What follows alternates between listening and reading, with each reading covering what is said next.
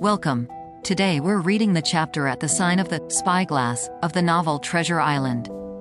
Now, sit tight and let's get into it.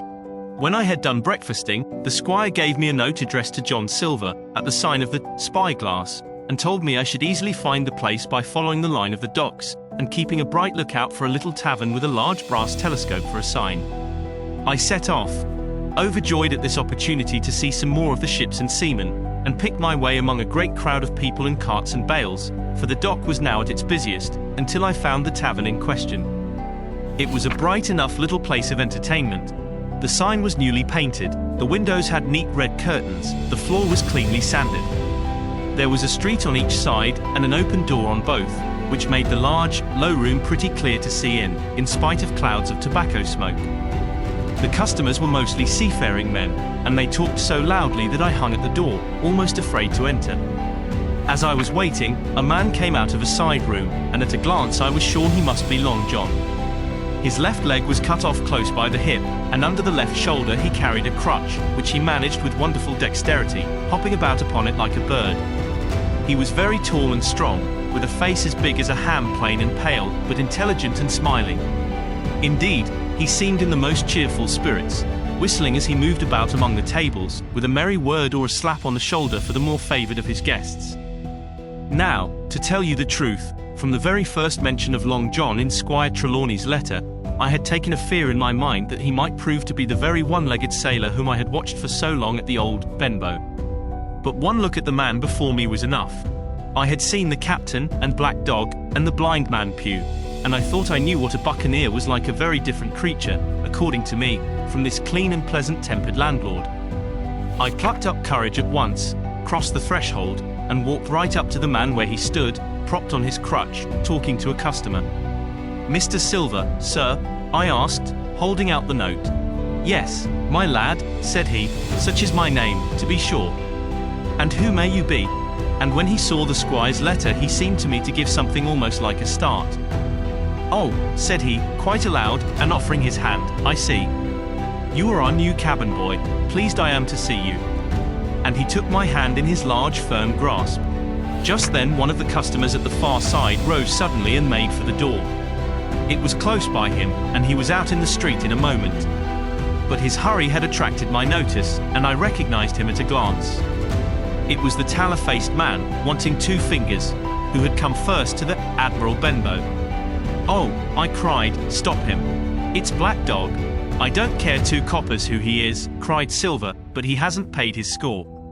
Harry, run and catch him." One of the others who was nearest the door leaped up and started in pursuit.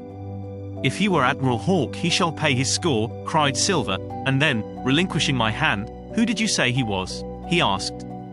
"Black what?" "Dog, sir," said I. "Has Mr. Trelawney not told you of the buccaneers?" "He was one of them."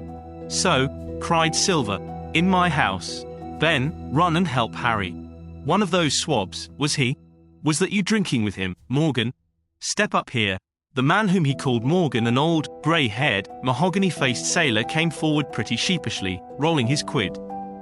"Now, Morgan," said Long John, very sternly, "you never clapped your eyes on that Black Dog before, did you, now?"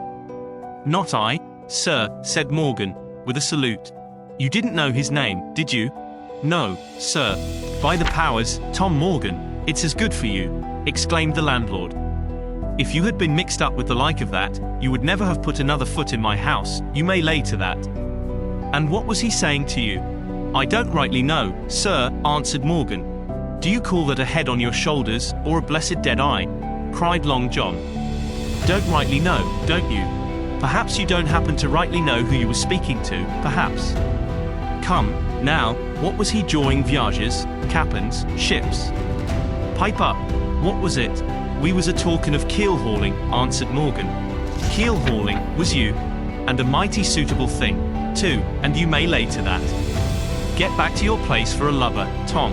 And then, as Morgan rolled back to his seat, Silver added to me, in a confidential whisper, that was very flattering, as I thought. "He's quite an honest man, Tom Morgan, onny stupid. And now," he ran on again, aloud, "let's see Black Dog. No, I don't know the name. Not I yet. I kind of think I've seen the swab. He used to come here with a blind beggar, he used. That he did, you may be sure, said I. I knew that blind man, too. His name was Pew. It was, cried Silver, now quite excited. Pew, that were his name for certain. Ah, he looked a shark, he did.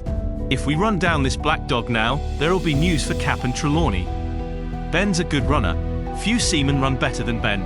He should run him down, hand over hand, by the powers. He talked o' keel hauling, did he? I'll keel haul him.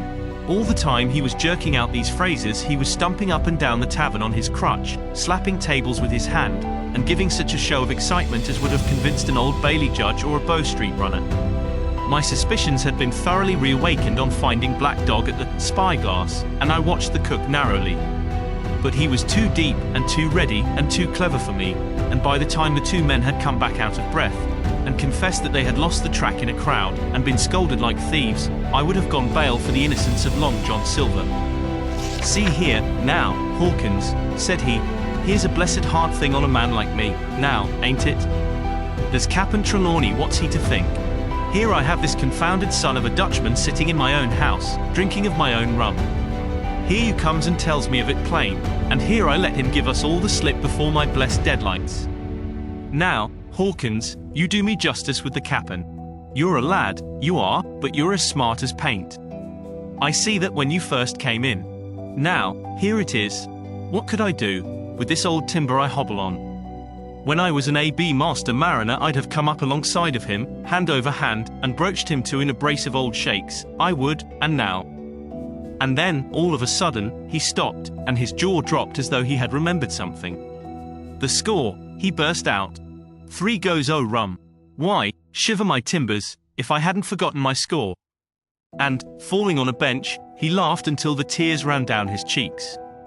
I could not help joining, and we laughed together, peal after peal, until the tavern rang again. Why, what a precious old sea calf I am, he said, at last, wiping his cheeks. You and me should get on well, Hawkins, for I'll take my Davy I should be rated ship's boy. But, come, now, stand by to go about. This won't do. Duty is duty, messmates.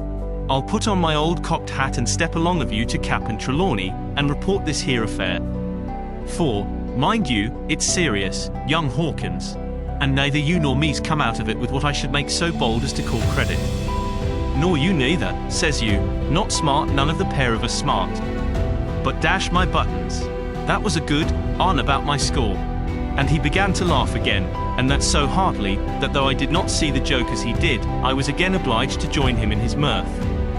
On our little walk along the quays he made himself the most interesting companion, telling me about the different ships that we passed by, their rig, tonnage, and nationality, explaining the work that was going forward, how one was discharging, another taking in cargo, and a third making ready for sea, and every now and then telling me some little anecdote of ships or seamen, or repeating a nautical phrase till I had learned it perfectly.